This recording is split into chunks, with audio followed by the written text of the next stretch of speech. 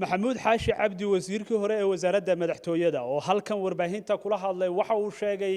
in aanu ka qayb galaynin shirweynaha xisbiga haya talada Soomaaliland ee kulmiye oo hore u shaaciyay in uu doonayo jagada gudoomiyaha waxaana uu eedeymo kala duwan u jeediyay madaxweynaha Soomaaliland Muuse Bixi Cabdi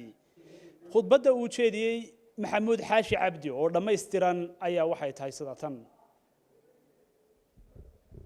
بسم الله الرحمن الرحيم الحمد لله والصلاة والسلام على رسول الله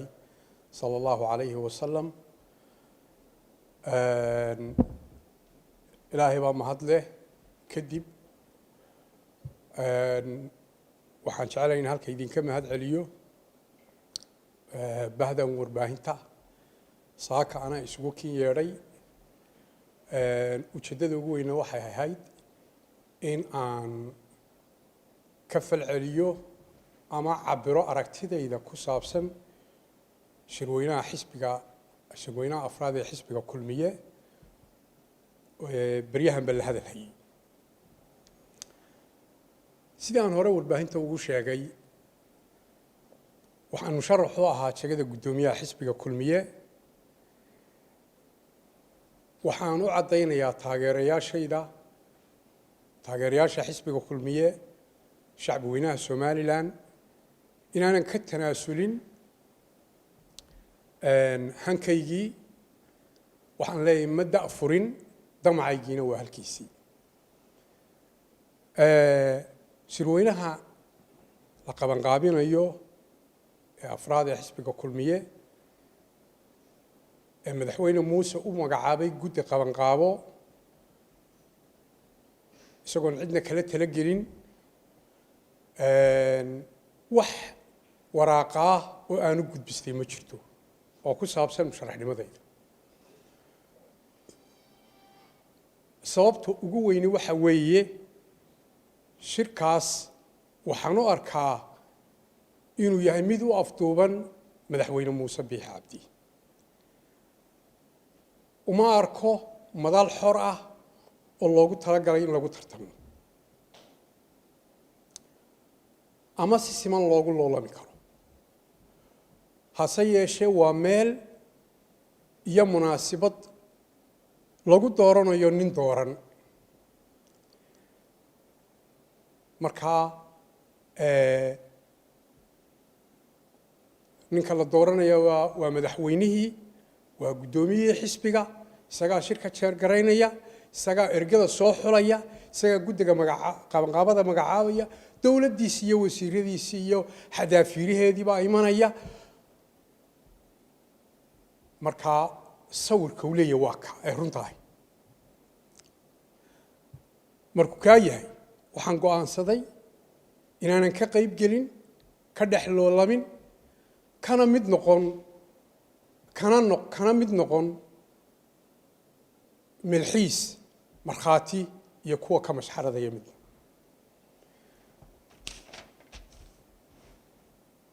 madaxweyne Muuse Bixi Cabdi wuxuu cagta u saaray xisbiga kulmiye dhaba cagaag leh oo ku dhisan kelitalisnimo iyo kelitoocsi wuxuu ka duway xisbiga kulmiye tubtii uu ku soo caanamaalay ee ku dhisnayd tala wadaagga isu tanaasulka tuuraalaha iyo tawfiiqda waxaa mabaadida tiirarka xisbiga kulmiye u ahaa waxaa madaxweyne Muuse iyo maamulkiisu ku bedeleen hal ku dhigyo aan dhaafsiisnayn looma baahna hebel ha iska tago sidaan u galay ma arkayseen muxuu ahaa iyo loo joojin maayo iyo wixii la mid ah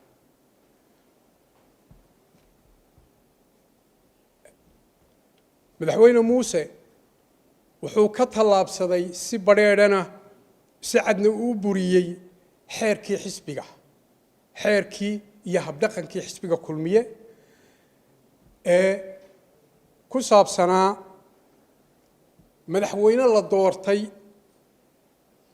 inuu baneeyo jagada gudoomiyaha xisbiga kulmiye xisbiga kulmiye وحسب كلية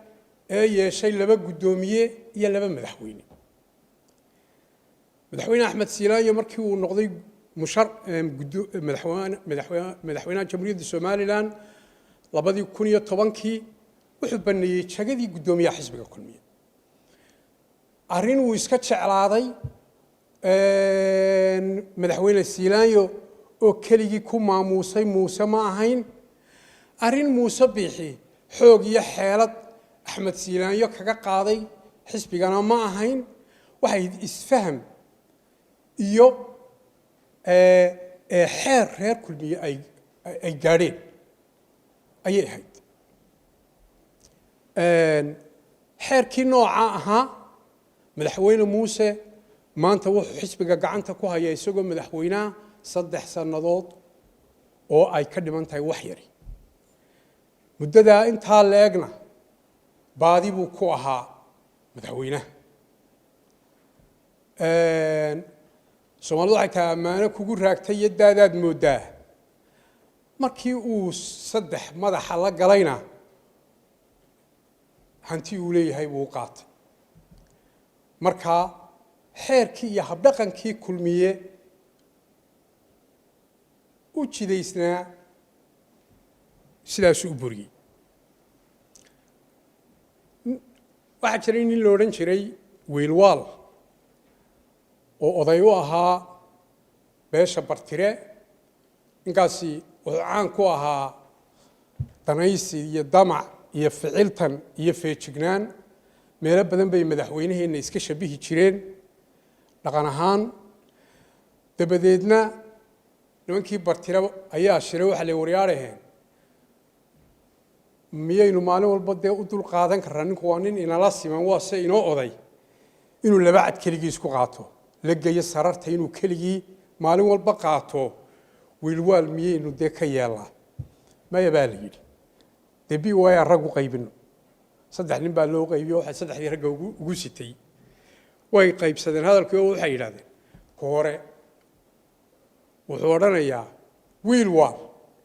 buu ku yiri kii labaadna wuxuu yiri labada cad kii saddexaad ay ahayd inuu isku heshiid buu hootadii qaatay nin fiijigan markuu saa u qaatay buu yiri mid kale ku darso cad kale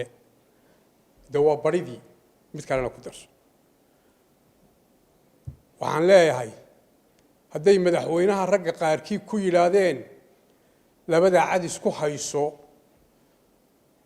muusow waxaan ku leeyahay labada cad iskuma heshid xisbigu waa kii xilkuna waa kii xeerkuna waa kii shalay adiga ku xaqsiiyey wuxuu yidhi saayid qamaan waxaan ma soo aabbahayo magan ka soo gaadhay rag waxaan ku maamuli aqaanama ku maamuusi maso inaanu nahay oo tolliman meerto noo tahay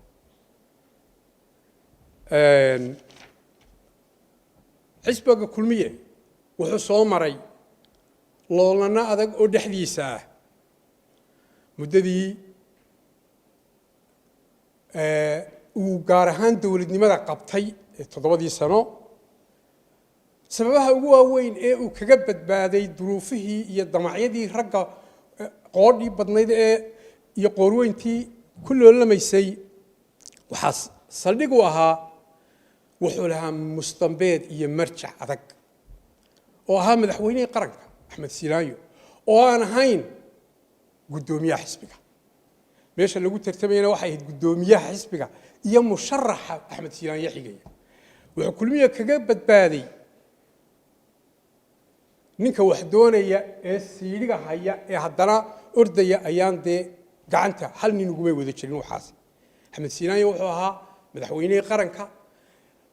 raggiisiina isaga isu celcelinayay ama mid ha tanaasuliyo ama mid ha la faqo ama mid ha ka maslaxo mid ama haba tartameen sidaasuu kulmiye ku soo badbaaday waxaa intaa dheer xukuumaddii kulmiye way guulaysatay waxqabad badan bay xaqiijisay waxaa sabab u ahaa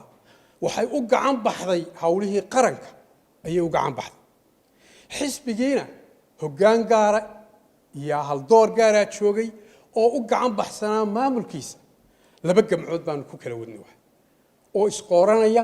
oo iscaawinaya oo istaageeraya maanta waxaa muuqata in hal gacan wixiiba isugu tageen madaxweyne muuse iyo xukuumaddiisuna ay wixiiba iyagu ay horumarkii qaranka iyo hawlihii adkaa ee hafinayay ay kaga mashquuleen xulid ergooyin xisbi hebel loo jawaabo hebel la waxaa laga saa wixii oo dhammi sidaasay noqdeen waxaan ka maqlaa mararka qaarkood iyagoo leh kala saaridda isku hayntaa laynoo qaati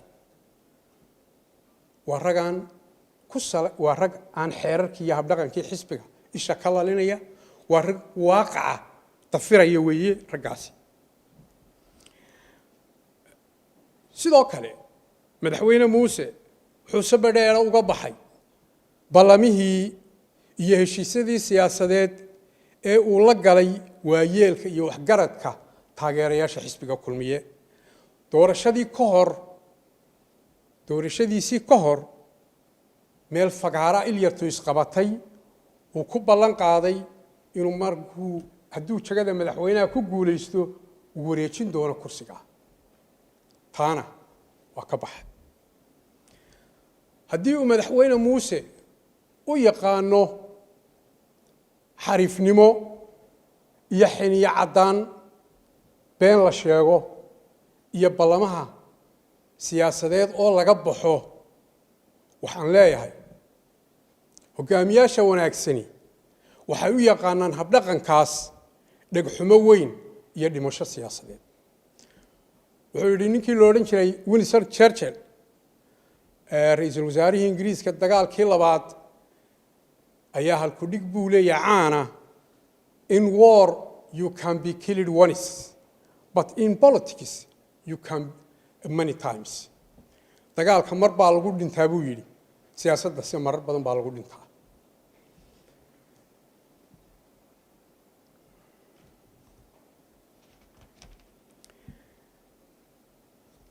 waxaa intaa dheer dad muslima baynu nahay oo ilaahay subxaana wa tacaala rumeeyey ilaahay subxaana wa tacaala markuu la hadlayo dadka ilaahay rumeeyeyna waxa uu suuratu lmaa'ida ku leeyahay yaa ayuha aladiina aamanuu awfuu bilcuquud kuwii iimaanka laga helay ilaahay rumeeyeyow ballamaha oofiya aa gashaan ballamaha iyo cahdiyada siyaasaddu waa ka adag yihiin ballan laba qof gashay waxaanan ka hadlayaa ma aha muuse biixi madaxweyne muuse iyo maxamuud xaashoo ballan galay oo aniga wax lay ballan qaaday maaha waa wax ka weyn waa habdhaqan iyo ballan iyo cahdi iyo heshiis siyaasadeed wax aniga gaar meel ii yaalla ama aan ku doodayo le anaa gaar ii ahaa ma jiro raggan ka mid ahaa qoodha iyo qowrweynta kulmiye loola mid doonto baan ka mid ahaa waxaanse ka hadlayaa si guud baan u hadlayaa rasuulku calayhi salaatu wasalaam wuxuu yidhi almuslimuuna calaa shuruudihim dadka muslimiinta ahi waxa u xeeray waxay ku heshiiyaan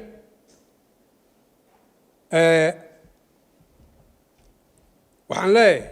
halaad nin ku baratay ma xuma soomaalidu waxay ku mahmaadaa ninku siray kuma dilin balse waa kuu digi madaxweyne muuse hadduu ballamaha iyo cahdiyada siyaasadda sidaa fudud uga siibto waxaa isweydiin leh siduu u aaminsan yahay in mar labaad loo rumaysan karo waxaase yaab leh hoggaamiye aan qowl iyo qorshe cad lahayn waa arrin weyn oo isweydiin leh tawsta iyo tabaalaha xisbiga kulmiye ku habsaday kuma eka intaa qura ee madaxweyne muuse iyo maamulkiisu waxay qaybiyeen xisbigii kulmiye ee tin iyo cidhib midnimadiisu sababtay inuu kursigii dalka u sarreeyu maanta fadhiyo saalo loo saaro xisbiga kulmiye wuxuu ahaa xisbi ballaaran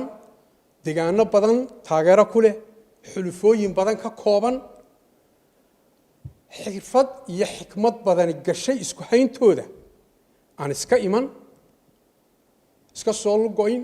meel kale qabtaan waayin laakiin laga shaqeeyey oo lagu tabcay mana aha madaxweyne muuse ka keliya ku tabcay waa looga tacab badnaa rag fara badan baa uga tacab badnaa xisbiga raggii nooca dadkii nooca ahaa madaxweyne muuse iyo maamulkiisu markii ay xilka qabteenba way qaybiyeen waxay ka dhigeen wax la yaab kulmiyihii hore iyo kulmiyaha dambe waxaan maleeyaa erayada inaa maqasheen ay dhigiina ku cusbayn raggaa soo saarayay qaar baan kulmiye habeen u ololayn ee muuse la shaqeeya maanta gacanyarayaasha u ah qaar baan habeen u soo dib jirin qaar soo shaqeeyana waa jireen waxay bixiyeen kulmiyaha cusub iyo ka hore dadkii soo halgamay ee aan xilalka iyo xukuumadda ka qayb gelin waxaa loo bixiyey kulmiyihii hore ool faashinka ahaa iyadoo laga faanayo dadkii nooca ahaa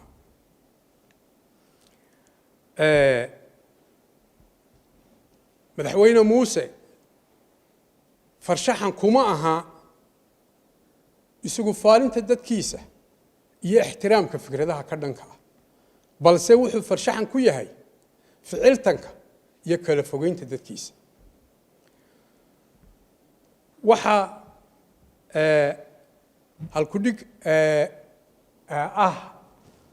halkudhiga baa jira la yidhaahdo two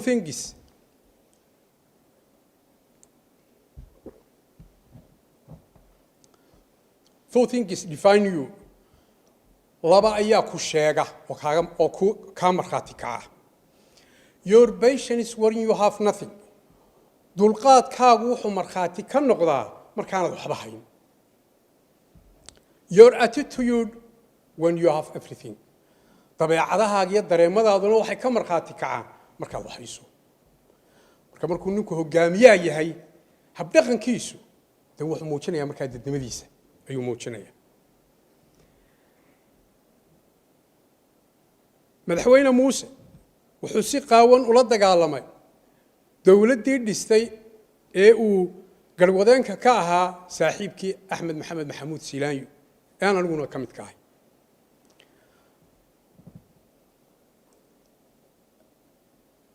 waxaa hubaal ah kulmiye waxaa lagu doortay barnaamij siyaasi ah waxqabadkiisii hore ee xukuumaddiisaas baa u shafeeco qaaday waxaa kaloo lagu doortay barnaamij cusub oo labaad oo muddaxileedka labaadana kulmiye dadka ayuu ka yibiyey haddii dowladdii kulmiye ahayd dowlad unpopulara oon sumcad lahayn oo ummaddu ka kalsooni qaadatay oo nacday lama doorteen kulmiyihii muuse biixi madaxda u ahaa xaqiiqdu waa sidaas waayo labada xisbiga mucaaradka waxaanu kaga duwanayn annaga waxaana laga xisaabinayay maxaa qaba kulmiye muxuu qabtay 7 sano iyo muxuu qaban doonaa iyagana waxaa laga xisaabinayay oo dadku dhagahooda u raaridayeen muxuu qaban doonaa wadan iyo wixii xisaabta adag ee ah maxaa kulmiye soo qabtay iyaga lama weydiinay oo ahayd taa codbixiyaashu ku go'aan qaadanayeen labada hogaamiyaha kala duwanaadeen hase yeeshee xisbigu waa xisbigii uu mabaadidiisuna waa isku mid markii doorashada aanu ka baxnay waxa madaxweyne muuse iyo maamulkiisu u dhaqmeen noola dhaqmeen waxaanu ku wareejinay dal midaysan iyo dowlad habaysan oo xil wareejin shay waliba qoran yahay oo wasaaradihii shaqaynayaan oo dakhligii socdo oo shaqaale hal bil mushahara aan amaaha ku maqnayn raashinka ciidamada amaahna lagaga lahayn wax waliba sidoodii yihiin qalin iyo warqad waliba isdul saaran yihiin ayaanu madaxweynaha ku wareejin isku dowladna waa isku xisbina waa nahay waxaa bilaabantay muddo dheer oo 2 sano ah halkii ay wax ka qaban lahaayeen iyo himiladii naloo doortay waxay ku mashquuleen caydii iyo xantii iyo xasaradii iyo ximintii xukuumaddeedii hore mar qura hadalna lagama maqal ma ahayn macnaheedu inaanu baqaynay macnaheedu ma ahayn inaanu bilaa damiir nahay laakiin waxaanu sabir iyo dulqaad iyo waayeelnimo waanu ka waaya aragsanayn iyaga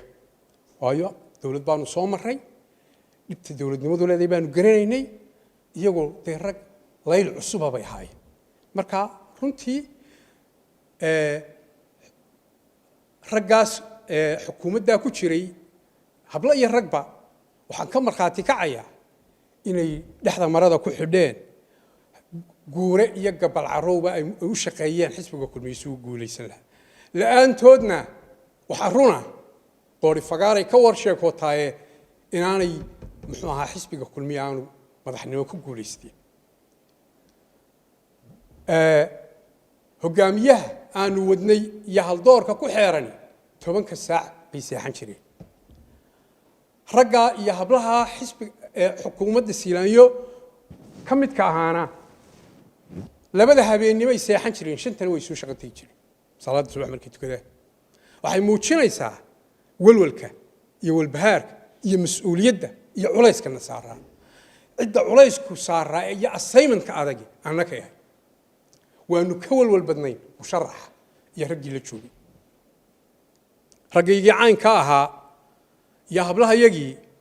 waxaana lagu abaalguday xan iyo ximin iyo xasarad dalkii bay boobeen waxbay dhaceen waxbay qaseen war haddii wax la qasay ama haddii laynala xisaabtamo laynoo fiirsado waxa soo bixi doontaa waxaynu ku loolanay wixii qaranka una inay ahayd in lagu adeeyo taasubaa soo baxaysa madaxweyne muuse markuu musharaxa wuxuu odhan jiray road modelkaygu waa axmed siilaanyo maalintuu kursiga ku fadhiistayna isagii raggiisii wejigaasay yeesheen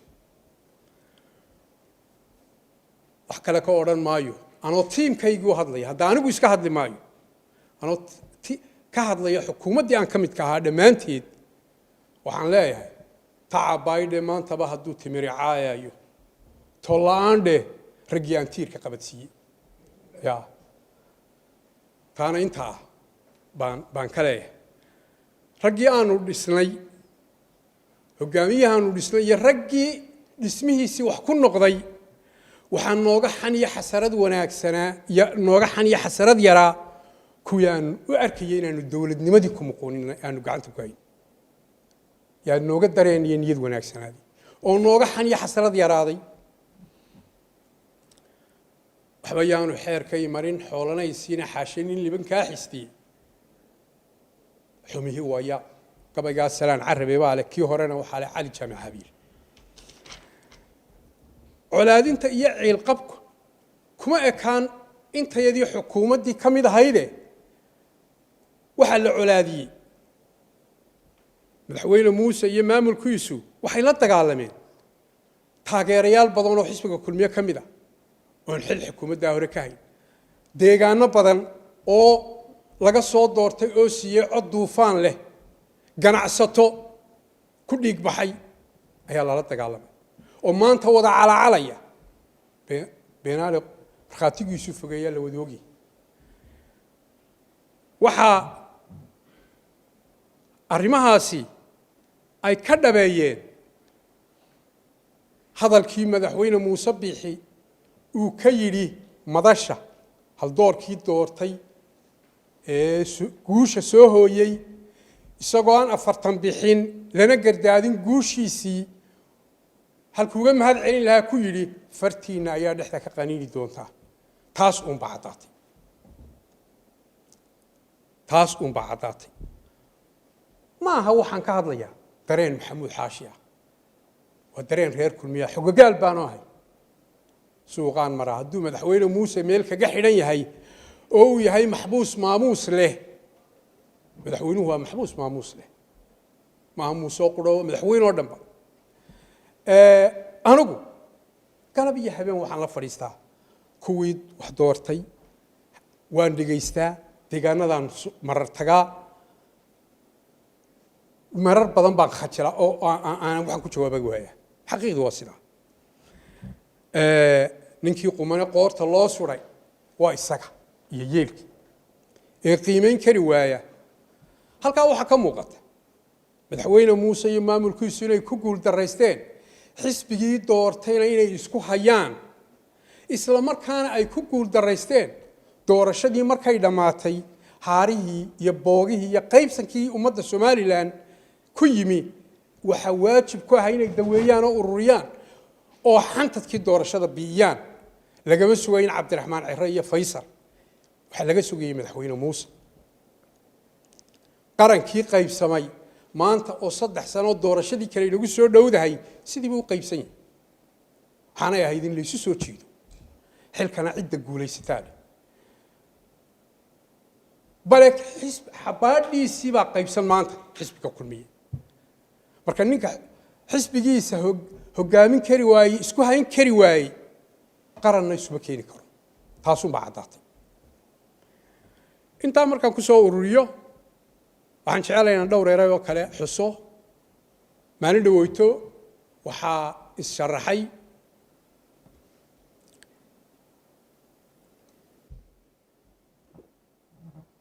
maxamed ibraahim ninka la qabya tire waxba kaga fogaan maayo ma rabo inaan hadal badan ka galo waayo shirka qiimeyntiisaan muujiyay anigu saasaan u arkay isna wuu soo taabtay waxaan sheegayuu soo taabtay oo caddeeyo markhaati u dhacay waxaan maqlayay rag leh wuu iska ciyaarayay qabo musharax rasmi ma ahay waxaan leeyahay raggu si kasta hayso hayo hayso xoqo laakiin inuu aad isugu talax tago ma aha ya قولوا ولو اعدلوا ولو على انفسكم بلايين عدالة سماية حتى إذنك هذا قف السقبتان مركا ويسكع nin weynoo siyaasi ah oo hanle oo shalay kuwii soo halgamaya taariikh weyn kule qaranka iyo xisbiga kulmiyaba in xaajadiisa lagu soo ururiyo uu iska ciyaaray ninka lacagtiisitay ee jaaga keenay ee waraaqihiisii watay arintaas waxa weeyaan meel ka dhac amel ka dhac weeyaan waana arimahan la isu turayn waana waxay ka muuqataa waa hogaamin xumo taa intaasan ka oranaya waxa kale oo iyadana aan arkaya kuraastii kale oo aan cidna lagula tartamin madaxweyne ku xigeenkii oo lala tartamayo ninka la tartamaya shalay guddiga qabanqaabadu Axmed Muumin Seedna waxay ku reebeen 5 sano inaanu buuxin wasiirka ganacsiga saajina waxay yiraahdeen wuu buuxiyay deewa way iska qaawantay waxaynu ka hadlaynay waxaynu ka hadlaynay markhaati buu u yahay dhacdadaas arrimahan ka hadlayay iyana sida taaqabo wasiirka ganacsiga xishmad buu iga mudan yahay ku xadgudbi maayo ixtiraam buu iga mudan yahay waa nin weyn oo qiimo leh laakiin waxaan ka hadlayaa xogaal waxaan ahay waaqiimu shahaadata lillaah markhaatiga ilaahay dartii fura baa la yidhi intaan ogahay baan furaya sirru daarina waana kama waqti foga wasiirka ganacsigu saaje ina muumiseed markaan soo koobo waddanka imaaraadka carabta ayaanu tagnay annagoo wafdi ah gudoomiye madaxweynuhuna waa nagu jiray Muuse Biix isagoo markaa gudoomiye musharaxna ah waxaanu u tagnay Saleebaan Axmed Guuleed gudoomiyaha jaamacadda Camuud oo baan ugu tagnay qaliin ka baxay hudeel noo reer Boorama baan wada qadaynay oo ku jiro saajin halkaas aanu ka soo hanuuninay oo ka soo kulmiyay maalinta aniga Muuse Biix oo isagoo benshan galay waliba aanu ku nidhi wardaad tan wax ka doonaysana kaalay ta dambe hadda wax ka doonay kaalay noo nala shaqee oo maanta reer Boorame iyo meesha qalcadda Jibriil Yoonis nala jabi ee kulmiye ka maqan yahay saasay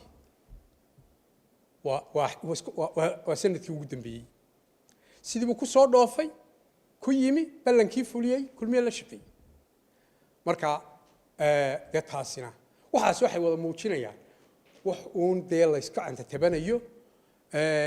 muxuu ahaa wax walbana waa la isogyahay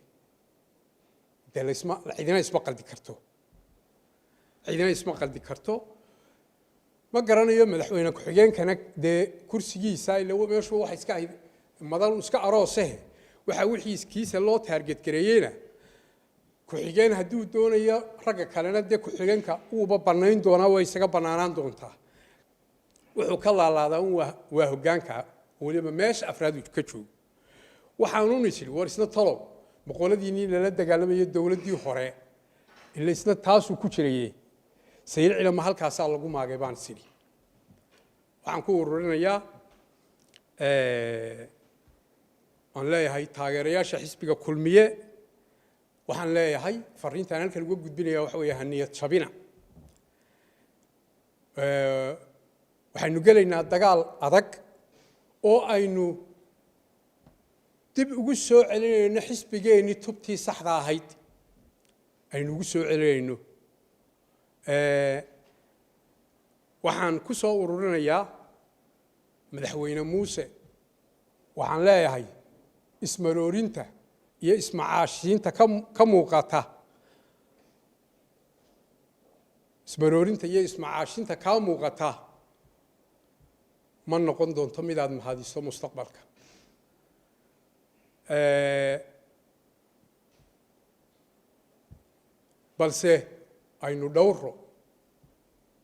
balse aynu dhowro halka uu ku dhammaado awrkaa buubaalkeed hoggaankiisa haysa aad iyo aad baa u mahadsantihiin asalaamu calaykum waraxmat ullahi wabarakaatu